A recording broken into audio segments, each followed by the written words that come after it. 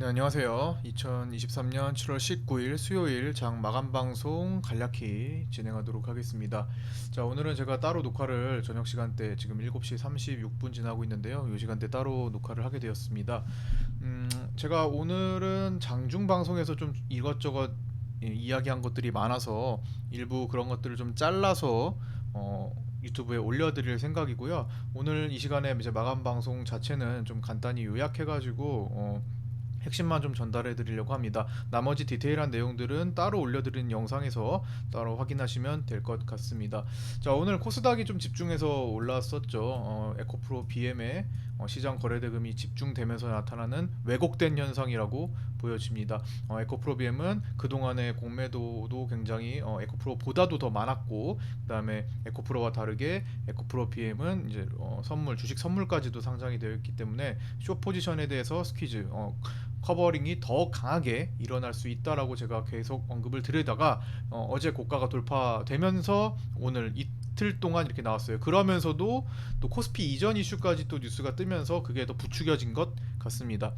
그런데 이거는 장 마치고 공시를 보니까 회사 측에서는 이제 사실 묵은 답변을 하면서 시간에 좀 내려갔죠. 이게 내일 어떤 역할을 하게 될지 이것도 좀 주목이 될 것 같습니다. 코스닥이 조금 이제 올랐던 거를 좀 반납하면서 좀 흔들면서 내일 코스피 그다음에 선물이 이 왜곡된 차이를 좀 좁혀줄 수 있을까 하는 뭐 그런 생각도 좀 해봅니다. 오늘은 이제 장 초반에 짧은 구간의 박스 관점을 드렸죠. 제가 오늘 파생반에 또 글 여러 개 남겨드렸는데 아침부터 오늘은 아침에 무방향성, 방향성이 없는 시간을 좀 보내고 있다. 그래서 계속 그 구간 노란선 그다음에 저항선, 지지 저항선에서 짧은 구간 왔다 갔다 단타 정도 할 수 있는 단타 장세다 말씀드리고 제가 중간에 10시 10분이 좀 넘어가면서 말씀을 드렸습니다. 단타 하시던 분들, 박스 단타 하시던 분들 일단 중단해야 될 때다. 왜냐면 이제 박스 단타가 깨질 거니까. 박스 단타를 계속 하다 보면 깨지기 때문에 깨지기 전에 스탑 말씀을 드렸습니다. 우리가 박스 매매 편하죠. 지지와 저항만 보고서 매수하고 매도하고 매수하고 매도하고 얼마나 편합니까? 근데 엑시트하기가 참 어렵죠. 박스 매매를 하다가 결국에는 크게, 그러니까 이런 것들이 박스 매매에서 예를 들어 10만 원 먹고 10만 원 먹고 조금씩 먹다가 이번에도 10만 원 먹으려고 덤볐는데 반대 방향으로 가면서 100만 원을 잃는 뭐 그런 게 바로 박스 매매의 위험성 아니겠습니까? 가장 중요한 것은 엑시트를 잘하는 거예요. 욕심을 줄이면서 내가 오늘 한두 번이든 두어 번이든 내가 목표한 바를 만들어냈으면 멈추고 시장을 또 관망하면서 주시하는 거 이것도 좋은 매매 전략인 겁니다. 오늘 같은 경우는 제가 그래서 공식적으로 10시 10분경에 파생반에 제가 스탑 말씀을 드렸어요. 이것도 제가 또 영상을 추가적으로 올리는 거에 다 포함되어 있는 내용입니다. 그래서 간략히 내용만 말씀드리고 그 다음에 이제 페이크 분봉을 거친 다음에 이제 숏 관점으로 갔는데 기본적으로 제가 숏 관점이다라고는 어제부터도 말씀드렸고 엊그제도 말씀드렸죠. 그래서 대세는 일단 대세의 방향은 최근 들어서 며칠 동안은 이제 완급 조절하는 숏 포지션이니까 그거는 중심으로 잡되 그 안에서 짧은 구간에서 어떤 움직임을 보일지는 이제 실시간으로 계속 파악을 하는 거다. 그래서 오늘 같은 날에는 아침에 무방향성 단타 짧은 구간 매매장 그 다음에 하락 구간 만들고 나서 이제 충분히 멈췄을 때 더 이상 하락을 보면 안 되는 장. 어제랑 어떻게 보면 흡사해요. 근데 어제랑 다른 점은 어제는 장 막판까지 변동성이 없었습니다. 어제는 외국인들이 중심 거래는 이제 선물 매도를 처음에 하다가 바꿨는데 일단 선물과 옵션이 모두 다 하락 방향으로 초반에 가다가 어제 같은 경우는 옵션에서 해치를 걸었죠. 어제 마감 영상에 보시면 그건 알 수 있는 부분이고 근데 오늘 같은 경우는 선물 옵션 모두 다 매도 방향으로 가다가 해치를 걸지 않고 가다가 해치를 어제는 이제 해치를 걸었는데 중간에 오늘은 그러지 않았습니다. 어제 11시 오전 11시 이후로는 해치를 안 걸다가 해치를 걸었어요 옵션에서. 근데 오늘은 외국인들이 선물 옵션 모두 다 계속 순매도 방향으로 진행을 했습니다. 그게 좀 차이점이 있어요. 그런데 야 그렇게 되면 헷갈리잖아요. 그러면은 외국인들이 해치를 안 하니까 매도로 볼 수 있겠네 라고 혼동을 할 수 있습니다. 그러나 오늘은 제가 그럼에도 불구하고 여기서도 매도 조심해야 된다고 말씀드렸습니다. 다 왔다 하락 제한이다. 오늘 갈 자리, 제가 처음에 말씀드린 제시해드린 오늘 갈 수 있는 자리, 이 7월 13일과 14일 사이에 만든 갭을 메꾸는 자리. 어제는 제가 문을 두들겼다라고 표현을 했어요. 어제 이 입구라고 하면은, 요게 갭이 입구라고 하면 이 입구 요 입구를 두들긴 정도다. 입구를 똑똑 두들긴 정도다.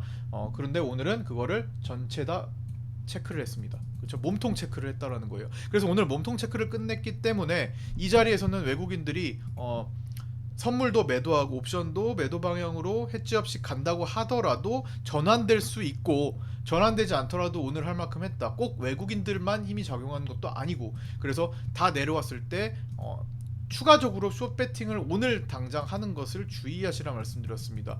그러면서 내려오는 노란선 기다리자 말씀드렸고, 내려오는 노란선과 파란선 각도가 꺾일 때 요 차이까지도 움직일 수 있다라고도 방송에서 설명드렸습니다. 중요한 지점은 다 카톡방에 올려드렸고요. 그래서 오늘 반등하면서 마감 지었는데, 여기서 좀 보니까 외국인들이 이 올리는 마지막에 꼬리 다는 구간 굉장히 좋았어요. 그러나 외국인들이 주도해서 끌어올린 게 아닙니다. 오히려 외국인들은 이 공간에서 팔았습니다. 여기 보시면 막판에 꼬리 달기 반등이 있었으나 외국인들이 다시 담는 것이 아니라 오히려 매도량을 늘렸습니다. 그래서 종가에 추가로 매도하면서 선물지수가 종가로 급락했죠. 그것도 외국인들의 역할이었습니다. 오늘 5천억대 외국인들 5,600억 정도 매도가 나왔고, 콜매도 또한 347.5와 350, 352.5, 355, 360선까지 해가지고 외국인들의 콜옵션 매도가 많이 나왔습니다. 이런 것들이 이제 앞으로 신경 쓰이는 부분이고요. 반대로 또 이번에도 개인들이 품매도를 많이 하네요. 7월 만기 때도 개인들이 품매도를 그렇게 초반부터 많이 갖고 가다가 흔들렸는데, 이번에 또 개인들이 푼 매도 자리를 또 꿰차고 있습니다. 그것도 좀 주의해야 될 사항인 것 같고요. 그래서 오늘 이런 상태에서 좀 주의하는 포인트들을 짚어드렸고요. 이런 것들 하방 제한 관점까지 연결해드렸고, 그 다음에 이제 네 번째, 그래서 이제 어떻게 이제 내일 장이 펼쳐질까 봤더니, 오늘 밤 미국 증시가 종료되고 테슬라와 넷플릭스 실적 발표가 있습니다. 어제는 이제 금융주들이 실적이 괜찮게 나왔죠. 그럼 금융주들이 실적이 괜찮게 나오면, 어제는 이제 다우 지수가 이제 돌파 직전을 만들었기 때문에 제가 어제 마감해서 다우 지수가 변화가 생길 거다라고 말씀을 드렸는데, 다우 지수가 어제 밤 사이에 돌파해서 장대 항목 나왔죠. 네, 그래서 다우 지수가 이제 달려가고, 여기 고가 딱 머물고, 나스닥에 비해서 좀 약했는데 딱 돌파 직전까지 만들고 금융주 발표 있다. 그래서 다우 지수가 올랐고요. 오늘 같은 경우는 이제 나스닥으로 돌아와서 테슬라와 넷플릭스 등 주요 기술주들이 실적 발표를 합니다. 근데 마감하고예요. 증시가 종료되고 합니다. 참, 오늘 증시, 미국 증시 싸우다가 장 마치고 발표해서 선물 1시간 동안 굉장히 치열하겠죠. 그래서 이제 그 결과에 따라서 우리도 내일 하필이면 또 위클리 옵션 만기죠. 그래서 만기 싸움이 펼쳐질 것 같습니다. 그래서 어지간한 경제지표 발표보다 중요한 상황이 됐습니다. 미국 증시가 지금 변곡 구간이기 때문에 미국 증시가 앞으로 옵션 만기일도 앞두고 있고, 실적 발표 시즌 시작됐고 옵션 만기일 금요일 앞두고 있고, 그 다음에 나스닥 리밸런싱 앞두고 있습니다. 근데 계속 달려가요. 근데 한없이 달려갈 수 없겠죠. 이 와중에 개인들 숏 비율이 왔다 갔다 엎치락뒤치락 합니다. 위태롭죠. 개인들한테 롱 포지션으로 언제 전환을 시킬까, 그렇게 지금 보는 상황이에요. 그래서 고점 과연 지난번에 만들었던 전고점까지 갈 것인가, 돌파할 것인가, 아니면 그 전에 꺾일 것인가. 반드시 지난번 고점까지 꼭 찍으리라는 법은 없어요. 그냥 여기가 그런 자리이기 때문에 찍어둔 거지. 그래서 그 전에 꺾일 수도 있는 거고, 오버슈팅 나올 수도 있는 거고, 여러 가지 상황이 나올 수 있지만 곧 조만간 일단락 될 수 있는 시점이기 때문에 주의를 하면서 보셔야 됩니다. 그런 상황 속에서 우리는 내일 위클리 옵션 만기를 맞이하는데, 일단 이번 주 위클리 옵션 만기는 개인들이 상방 포지션을 형성하고 있어요. 그래서 기본적으로는 하방 우위가 지속되는데, 그게 만기일날 뒤집어질 수 있나? 라고 봤을 때 충분히 가능하다라는 겁니다. 어떤 조건이 발생할 때 가능하죠? 개인들이 마지막 날 5거래일, 4, 5거래일 정도 누적시켜온 이 위클리 포지션을 마지막 날 뒤집으려면 마지막에 한쪽으로 강력하게 쏠려야 됩니다. 반대쪽으로 쏠려야겠죠? 개인들이 상방 배팅을 지금까지 해놨으니까 하방으로 쏠려야 됩니다. 그러려면은 무슨 일이 발생해야 돼요? 개인들한테 조금 익절을 준다거나, 아니면 희망을 줘서, 아니면 물타기 했던 것들에 대한 본전 탈출이라도 해주면서, 혹은 조금이라도 줄일 수 있는 타점을 만들어주면서, 그러면 뭐예요? 풋옵션 쪽으로 개인들이 확 돌아가려면 갭 상승이 필요하겠죠. 갭 상승이 나오면 풋옵션 가격은 확 죽어서 출발합니다. 그럼 개인들은 위클리 옵션이든 옵션이든 월물 옵션이든 만긴 날에 뭘 해보려고 난리를 칩니다. 그동안에 계속 밀려있다가 만긴 날에 한번 뒤집어 보려고 하면, 역전 한번 해보려고 만긴 날에 굉장히 강한 포지션을 많이 잡아요. 보통은 시장 반대로 잡죠. 상승하는 날은 풋옵션을 계속 모으거나, 하락하는 날은 콜옵션을 계속 모으거나. 하여튼 개인들은 마지막 날에 뭔가를 해보려고 발악을 합니다. 외국인과 금융투자 혹은 외국인과 기관들은 마지막 날에 자신들의 포지션을 청산하면서 정리하기 바쁜데, 개인들은 그렇지 않다라는 거예요. 그런 심리들을 이용을 하자면, 그러니까 대박 심리죠. 한 방에 뒤집어 보겠다, 일확천금 심리입니다. 네, 그런 상황에서 우리가 시장 반등을 꿈꾼다면 갭 상승을 좀 많이 해주는 게 유리하겠죠. 항상 결과가 그렇게 되지는 않겠지만 유리한 포지션을 취하려면 그렇다라는 거예요. 유리한 상황이 되려면 확률적으로. 그러면 오늘만큼 사실 오늘은 이제 그런 상황이 만기가 아니었기 때문에 갭 상승이 너무 무리하게 뜨는 걸 경계했어요. 갭 상승이 적당히 나오면 오늘도 좋았습니다. 그러나 오늘 생각보다 갭 상승이 많이 떴다, 아침부터 좀 부담이다라고 시작부터 말씀을 드렸어요. 야간 선물보다 좀 많이 뜨네? 나스닥이 야간 선물 종료하고 좀 더 올라간 건 있지만, 아침에 나스닥 선물이 그렇게 좋지 않았음에도 불구하고 아침에 좀 무리하게 땡기는 듯한 느낌을 아침부터 딱 적어드렸어요. 근데 역시나 저항으로 바로 꺾였죠. 내일은 상대적으로 오늘보다는 갭이 더 많이 뜨면 좋긴 할 겁니다. 왜? 풋옵션이 뚝 떨어질 테니까. 한 풋옵션 아침에 한 위클리 같은 거나 80% 이상 떨어져서 출발하면 더 좋을 거예요. 뭐 최소한 50% 이상 떨어져서 출발하면 개인들이 어이구 풋옵션 급락하네, 이쪽으로 한번 베팅해볼까, 한쪽으로 쏠리면 생각보다 좋은 장이 나올 수도 있는 겁니다. 그런 조건에 플러스 오늘 어제 외국인들이 선물 매도 많이 했죠. 대량 매도했습니다. 이틀 정도 매도 대량으로 했어요. 환매수가 나올 수 있는 조건이 되겠죠.